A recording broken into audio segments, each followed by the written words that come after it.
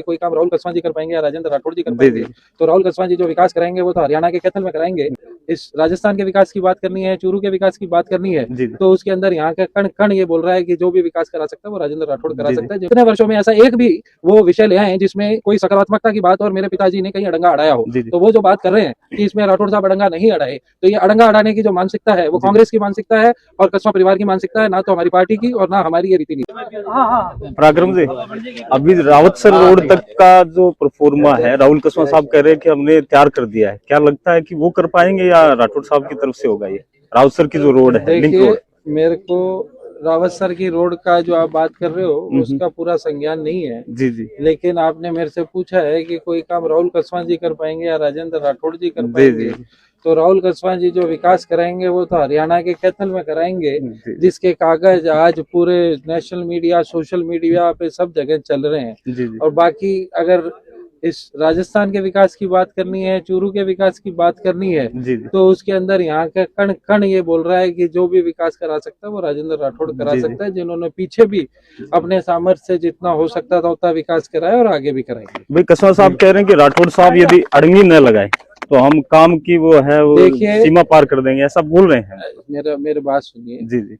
उनसे ये पूछिए कि उनको राजनीति में आए 2014 से आज 2026 12 साल हो गए। उनके पिताजी मेरे को ध्यान है 1991 का चुनाव उनके पिताजी ने जब पहला सांसद का लड़ा था, तो उसमें एक सारथी के तौर पे, एक साथी के तौर पे मेरे पिताजी ने पूरा उनका साथ सहयोग दिया। तो ज्यादा पुरानी बात नहीं कर रहा, जिस दिन 1991 में उनके पिताजी सांसद बने और आज 2026, इतने वर्षों में ऐसा एक भी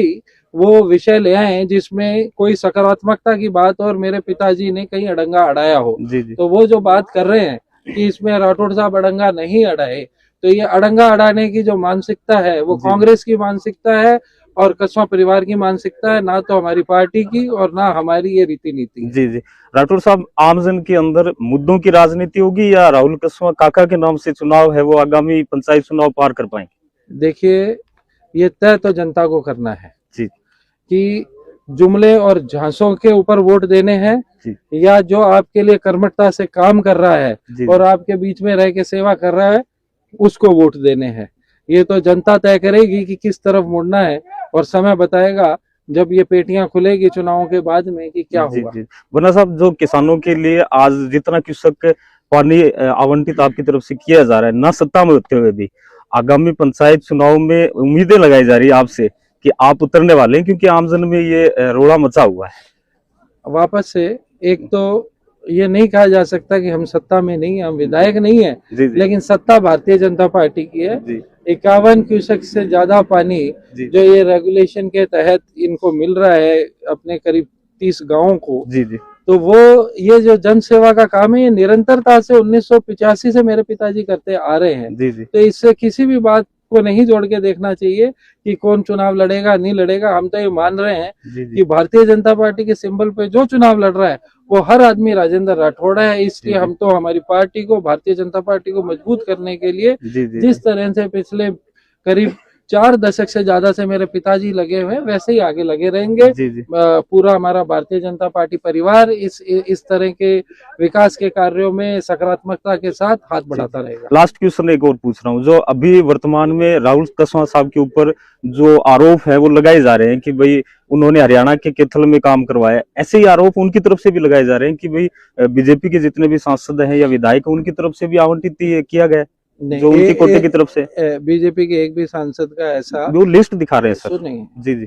उन्होंने दिखाई होगी, मेरे सामने आई नहीं। और वो कोई अगर ऐसी लिस्ट दिखा भी रहे हैं और ऐसी कोई लिस्ट है तो ये जो प्रोविजन है ये एक्स्ट्रा ऑर्डिनरी प्रोविजन है जब देश के ऊपर कोई विपदा आती है। आज हमारे देश के किसी हिस्से में अतिवृष्टि से, बाढ़ आने की वजह से कहीं उजाड़ हो गया, कहीं कोई बीमारी का प्रकोप आ गया, कहीं कोई भूकंप आ गया, ऐसी स्थिति के अंदर, क्योंकि हमारा भारत तो पूरा हम सारे भारतीय हैं और अगर हमारे किसी भारतीय किसी एक क्षेत्र के ऊपर संकट आया तो हम ये मानेंगे कि पूरे भारत के ऊपर संकट है। ऐसी एक्स्ट्रा ऑर्डिनरी सिचुएशन में माननीय सांसद महोदय अपने क्षेत्र के बाहर भी अपना पैसा, जो एमपी लैड का पैसा है वो भेज सकते हैं। तो ऐसा अगर कोई इंसिडेंट हुआ, ऐसा कोई केस हुआ जिसमें ऐसी विपदा के तहत अगर किसी ने भेजा है, उसकी अगर वो कोई कागज लहरा रहे हैं तो वो जो वास्तविकता उसको बरगलाने की कोशिश कर रहे हैं। उन्होंने जो किया, उन्होंने चूरू की जनता का हक मार के और कैथल में अपने राजनीतिक आकाओं को खुश करने के लिए ये जो पैसा था जो चूरू की जनता का था उसको वहां भेजा है। और वो जिस भी बात की बात कर रहे हैं उसकी बात वो अपनी रखें। मैं तो एक चूरू का नागरिक होते हुए मैं ये मान रहा हूँ कि ये जो उन्होंने पैसा जो हमारा था वो अगर हरियाणा कैथल में उन्होंने अनुमोदित किया है तो वो उस हर वोटर के लिए और उस हर